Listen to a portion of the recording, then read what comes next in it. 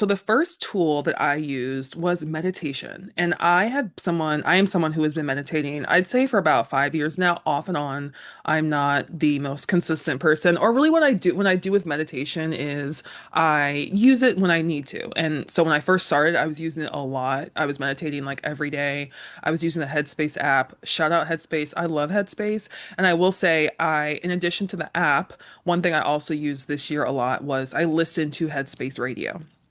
So the meditation, again, I have been doing it, really pushing it on people since about 2020.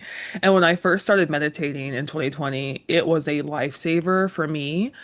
It was during the pandemic, during craziness. My job was crazy. Obviously, the world was crazy. I was living in a place where it was crazy.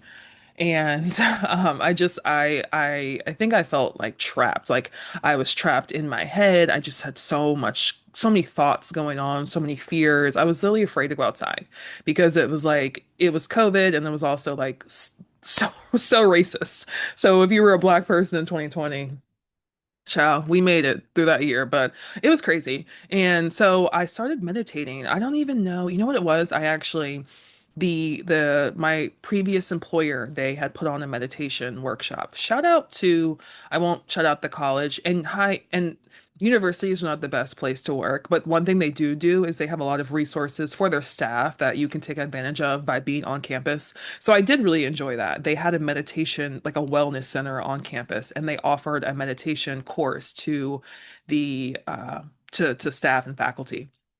This was amazing. This just opened my world so much. We would just, it was like 30 minutes a morning.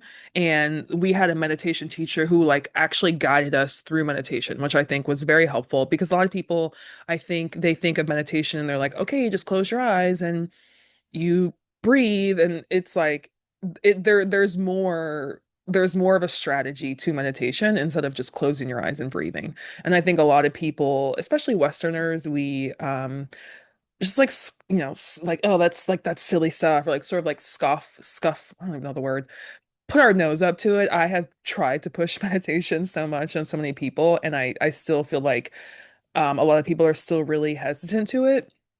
So having this woman who talked us through it was so helpful. And so I did that course and then I started doing meditation. And what on Headspace, and what the meditation allowed me to do is really become aware of the thoughts in my mind. So I always recommend when you start meditating, you start like very little. Start with like 3 minutes or 5 minutes. You don't need to meditate for a 20-minute session on your first go.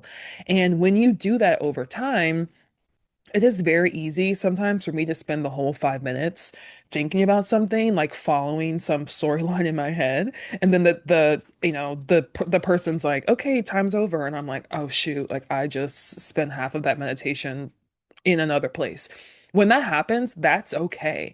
That is observing that, ooh, my mind's really busy. I wasn't actually able to like fully quiet my mind for this full 5 minutes.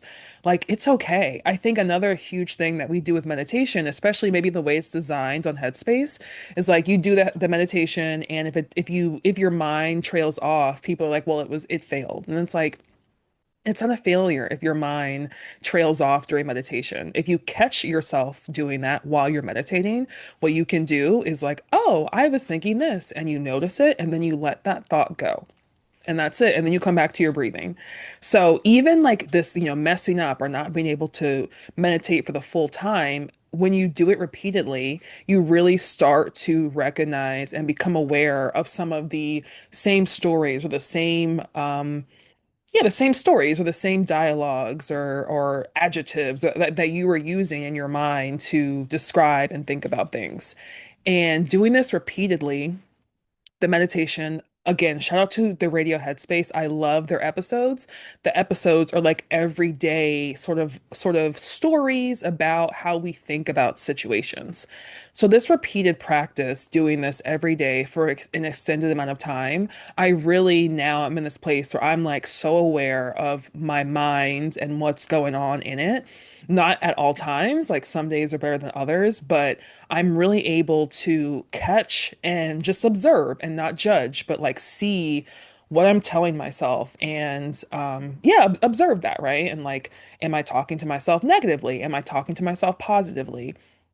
that was the first step in this awareness of my thoughts on the road to befriending myself and talking to myself kindly and like, yeah, like loving my internal me and my internal Vanessa, who I've been from since I came into this world